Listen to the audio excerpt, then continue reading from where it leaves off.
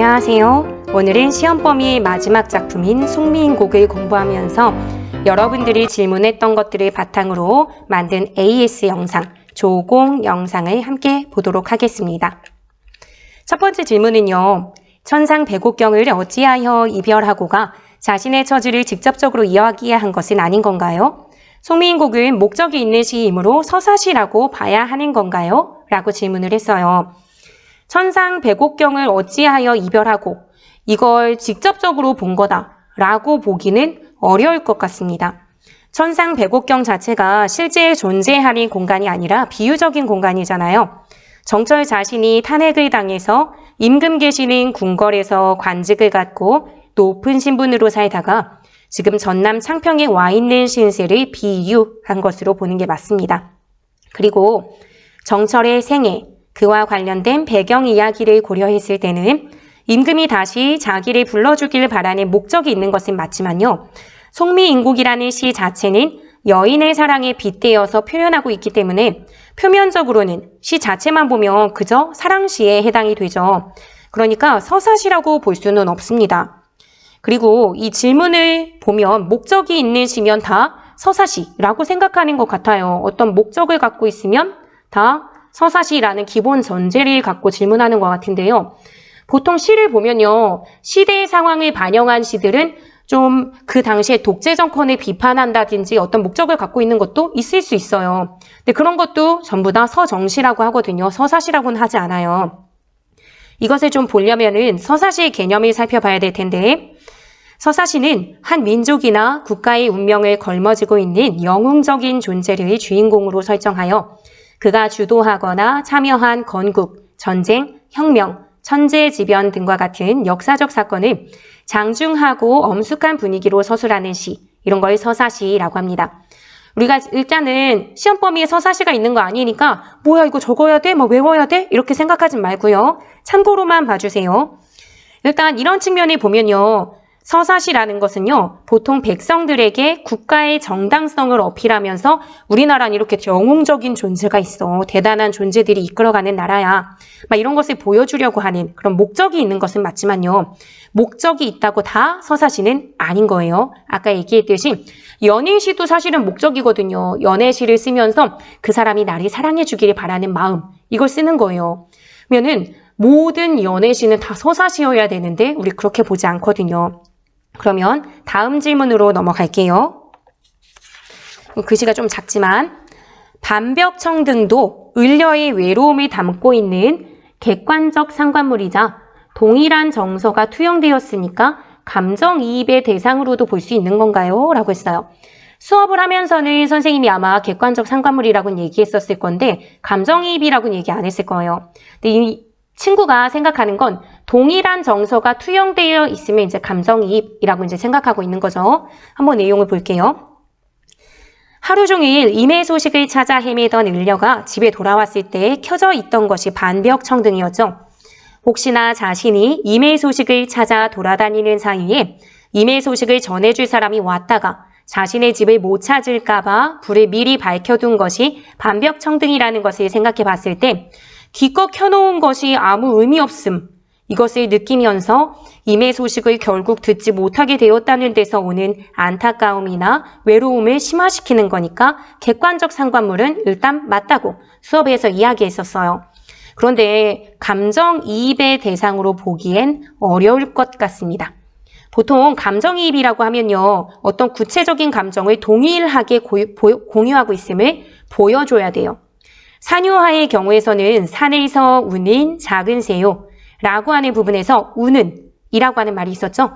외롭고 고독한 신세를 보여줄 수 있는 단서가 되는 부분이 있었잖아요. 하지만 반벽청등의 경우는요. 반벽청등은 눌 위하여 밝았는가 라고 하면서 감정과 관련된 부분은 없어요. 다만 우리가 그냥 상황을 생각해 봤을 때 누군가를 위해 밝혀둔 반벽청등이 아무 역할도 못했구나. 임의 소식도 듣지 못하고 안타깝고 외로운 마음이 드러나는구나 라고는 생각할 수 있죠.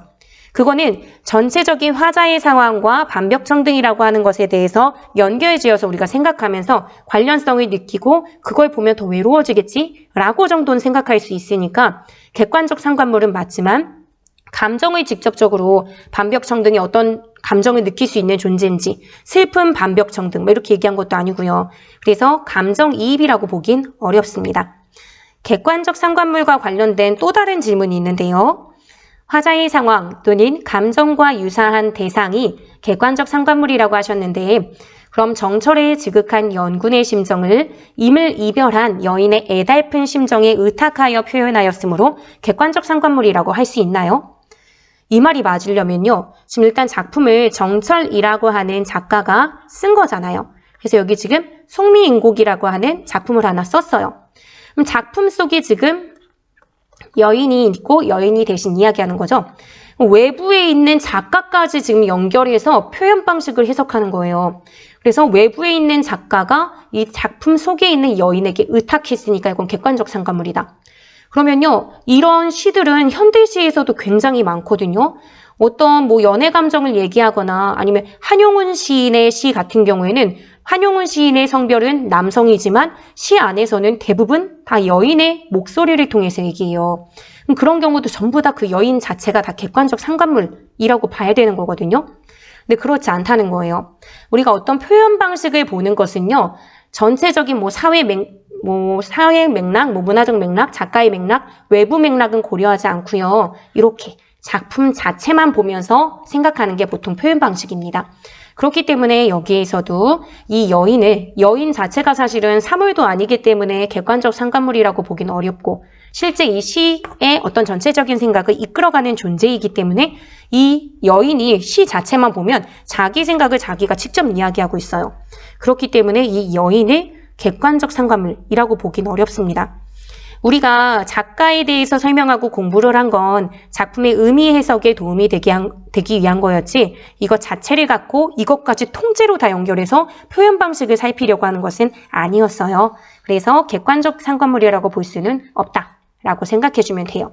이런 질문을 한 친구가 한 명은 아니었고요. 몇 명 있었어요. 그런데 우리가 송미인곡이라는 작품 자체만 두고 보면 여인이 직접 여인의 감정 자체를 얘기한 거지 여인이 또 다른 여인의 어떤 에게 막 부탁을 해서 자기의 감정을 드러내게 한 것도 아니고 만약에 그랬어도 객관적 상관물로 보기는 어렵지만 여기서는 여인 자체가 자신의 감정을 직접 그냥 얘기하고 있으니까 의탁하거나 하고 있지도 않아요. 여인에게. 그래서 객관적 상관물이 아닌 겁니다. 넘어갈게요. 이미 은거해 있는 상황에서 꿈을 꾸는 거니까 방정 맞은 닭소리는 동인 세력이라고 볼 수 없는 거죠? 라고 질문했어요. 이렇게 질문한 의도는 뭔지 알 것 같아요. 구름, 안개, 바람, 물결 이것만 선생님이 동인 세력을 비유한 걸로 정리를 해줬었죠. 그 이유는 그냥 본문을 정리하다가 구름, 안개 나왔고 뒤에서 바람, 물결 나왔고 그 단락을 정리하면서 끝내다 보니까 4개만 정리를 해줬었는데요. 오디언된 개성이라고 나와 있는 즉 방정맞은 닭의 울음소리 이것도 어떻게 보면 맞다고 볼 수 있는 거예요. 여기서는 이 방정맞은 닭소리가 결국은 임과 화자가 만나는 걸 방해하잖아요. 그렇다면은 나머지 소재랑 거의 기능이 비슷하다라고 볼 수 있는 거거든요. 그래서 다른 친구들도 보면 개형도 바람, 안개, 물결, 구름처럼 정철을 탄핵한 동인으로 봐도 되는 건가요? 그렇죠. 그리고 구름, 안개, 물결, 바람이 똑같은 의미라고 하셨는데 개성도 같은 의미로 묶어서 볼 수 있나요? 그렇죠. 그러니까 다 같은 거라고 보면 돼요. 근데 선생님이 얘기 안 해준 부분에 대해서 스스로 열심히 생각하고 이렇게 잘 공부해서 질문해 준 것 같아서 이 친구들 정말 기특합니다. 일단은 여기 내용으로 보자면 구름, 안개, 물결, 바람도 은거하고 있는 상황에서 임의 소식을 찾아 헤매면서 나온 대상이에요. 그리고 방정맞은 닭소리 같은 경우에도 은거하고 있는 상황에서 듣게 된 소리라서 사실 질적인 차이가 없어요. 그냥 다 똑같은 거라고 보면 돼요. 지금 첫 번째 질문에 대한 답을 주자면 그리고 임의 소식을 듣고 싶었던 화자가 지쳐서 잠에 들었을 때 꿈속에서 임을 만나잖아요. 그래서 마음속에 쌓인 말들을 다 쏟아내고 싶었는데 방정맞은 닭소리 때문에 잠에서 깬 거니까 임과 화자 사이의 방해물이라고 볼 수 있는 거죠. 그렇기 때문에 동인 세력과 관련한 자료를 주고 비슷한 거 모두 찾아봐 라고 한다면 이 개성을 뺄 근거가 없어요. 기능상 비슷하다고 봐야 되는 거죠. 그러니까 다 같은 거로 보자 라고 답하고 넘어가겠습니다. 다음 조물의 탓이로다. 이 부분에서 왜 임과의 이별이고 조물주의 탓인지 이해가 되지 않았다. 사실 이 질문이 선생님도 이해가 가지 않았어요. 완전히는. 근데 선생님이 생각하건대 다른 질문을 했던 친구들의 질문하고 약간 비슷한 게 뭐냐면 앞부분에서는 자신의 탓이다 라고 얘기하고 뒷부분 가서는 조물주의 탓이다 라고 얘기하는 게 왜 그럴까? 혼란스럽다 라고 생각하고 질문한 게 아닐까 싶어요. 내 몸에 지은 죄 매가티 쌓여시니 하늘이라 원망하며 사람이라 허물하랴 라고 다 자기 탓이라고 하고는 왜 또 뒤에 가서 조물주의 탓이다 라고 말하는지 이해가 안 가요 라는 친구들인 거거든요. 내 탓이야 하늘 원망 안 해 라고 해놓고 조물주 탓을 하면 이건 뭐야 자아분열이냐 뭐 이렇게 생각할 수도 있겠지만 생각해 본다면 임과 헤어지게 된 것이 탄핵에 의한 것이었잖아요.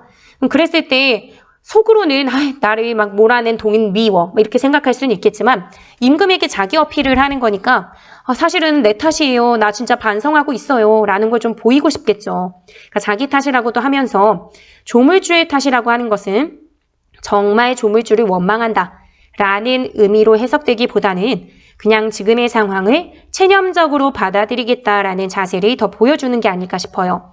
조물주의 탓으로 이별했다는 건 그 이별을 번복할 수 없다 라는 의미가 되잖아요. 니들은 이별할 운명 이렇게 조물주가 운명을 점지해 줬을 때 조물주가 이별하게 만들었으니까 내가 어떻게 해도 다시 만남을 이어가기 어렵다 라는 체념적 인식을 보여주는 거죠.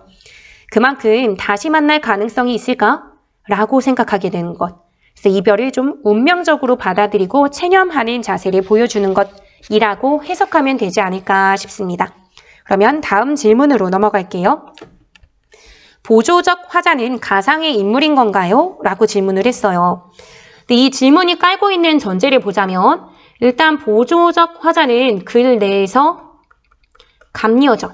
그럼 이 감녀는 가상의 인물인 건가요? 라고 하는 인식 속에서는 그러면 중심 화자인 이거는 을려가 될 텐데 을려는 가상의 인물이 아니다 라는 전제를 지금 깔고 있는 거죠. 보조적 화자는 가상의 인물인데 중심 화자는 가상의 인물이 아니라면 뭔가 이상하잖아요. 선생님이 봤을 때는 보조적 화자인 감녀는 물론 중심 화자인 을려도 모두 가상의 인물입니다. 정철이 자신의 충성심이나 임금과 떨어진 안타까움을 전달하기 위해 동원된 존재이기 때문이죠. 그런데 또 만약에 정철이라는 외부 작가를 고려하지 않고 작품 자체만 본다면 작품 자체에서는 그냥 감녀랑 을려가 대화 나누는 거예요. 저기간에 을려를 보면서 감녀가 야, 너 천상 백옥경에 있어야 되는데 어떻게 된 거야? 뭐 이렇게 이제 말을 하면서 시작이 됐잖아요.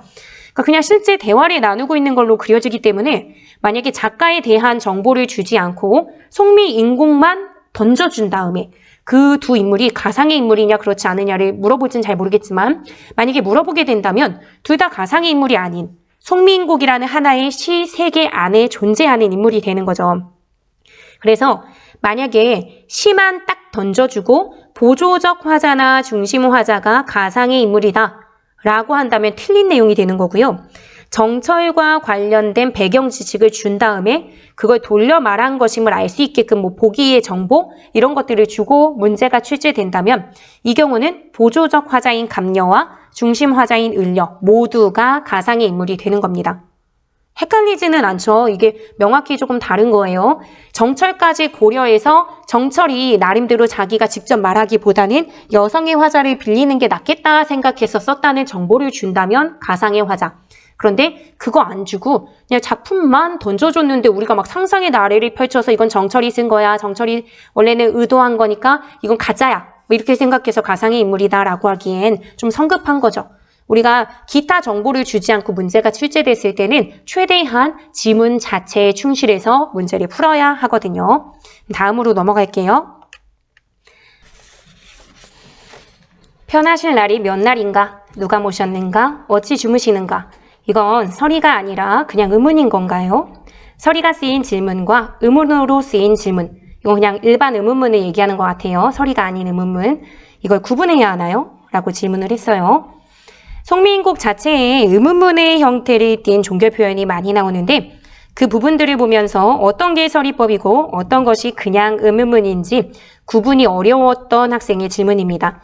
우선 서리법의 개념부터 다지고 시작해야겠죠? 서리법. 누구나 다 아는 사실을 짐짓 의문의 형식으로 제시하여, 그러니까 일부러 의문의 방식으로 던지는 거죠. 독자가 스스로 결론을 내리게 하는 표현법입니다. 이미 답은 정해져 있는데 의문의 형식을 던져보는 거죠. 이렇게 되면은 우리가 야, 너 누구야? 뭐 먹었어? 하고 누가 질문을 하면 일단 대답하는 걸 반사적으로 하게 되잖아요. 그러니까 독자가 한 번 더 생각하게 하니까 전달하려는 내용을 강조하는 효과를 주는 거죠. 그럼 첫 번째 문장부터 살펴볼게요. 편하실 날이 몇 날인가? 이 부분은 임을 내가 모셔봐서 임을 잘 아는데 물같이 연약한 얼굴의 임께서 편하실 날이 몇 날일까? 하고 묻는 부분입니다. 이 말은 이미 임께서 편하지 않으실 것 같다라는 것을 전제하고 있는 것이므로 임께서 힘드실 거야. 나를 보내서 또는 나를 걱정해서. 그것도 아니라면 뭐 그 외의 이유로 그렇겠죠. 그러니까 이 부분은 서리법으로 볼 수 있을 것 같습니다. 실제 1년 중에서 20일만 편하고 나머지는 안 편했는지 50일만 편하고 나머지는 안 편했는지가 궁금해는 건 아니잖아요. 그런데 누가 모셨는가, 어찌 주무시는가 얘네들은 조금 애매해요. 임금이 누가 모시고 있는지 궁금해서 하는 거다 라고 했을 땐 우길 근거가 없거든요. 나 지금 관직 박탈 당하고 전남 창평에 있어. 아, 그러면은 뭐야? 동인 A가 거기서 모시고 있을까? 동인 B가 모시고 있을까? 조금 궁금할 수도 있잖아요. 그러니까 궁금해서 그런 게 아니다 라고 우길 근거가 없어요. 그렇게 본다면 서리법이 아니라 일반 의문문이겠죠. 그런데 또 누가 모셨는가? 마땅한 사람 없는데 내가 모셔야 되는데 라는 인식을 갖고 물어본 거라면 서리법이 또 맞을 수도 있어요. 어찌 주무시는가? 이것도 마찬가지로 어떻게 주무시고 있지? 라는 단순 안부처럼 궁금해하는 거라면 제대로 잘 주무시고 있는 걸까? 진짜 궁금해서 얘기하는 거라면 이게 그냥 서리법이 아니다 라고 볼 수 있는 거거든요. 일반 의문문이 되는 거죠. 그런데 어찌 주무시는지 잘 주무실 것 같지 않아서 걱정돼 라는 맥락으로 썼다고도 볼 수 있어요. 이렇게 된다면 서리법이 되죠. 아, 그러면 여러분은 정말 환장하겠네. 그럼 어떻게 공부하란 말입니까? 할 수 있을 것 같아요. 하지만 서리법이 뭔지에 대한 개념을 바탕으로 생각해보면 충분히 둘 다 해석이 가능한지 그렇지 않은지 정도는 알 수 있잖아요.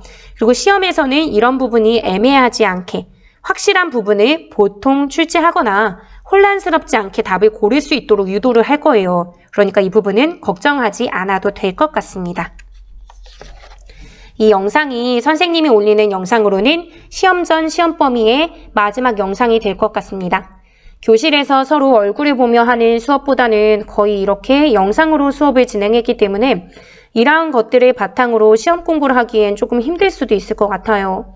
그래도 열심히 공부하고 복습하고 여러 번 다시 보면 분명히 좋은 결과가 있으리라 생각합니다. 2학년의 첫 시험을 후회 없이 치르길 바랍니다. 열심히 하는 내가 나를 돕는다는 사실, 누구도 아닌 나 자신에게 달려있다는 사실을 잘 기억하고 열심히 공부해주세요. 화이팅!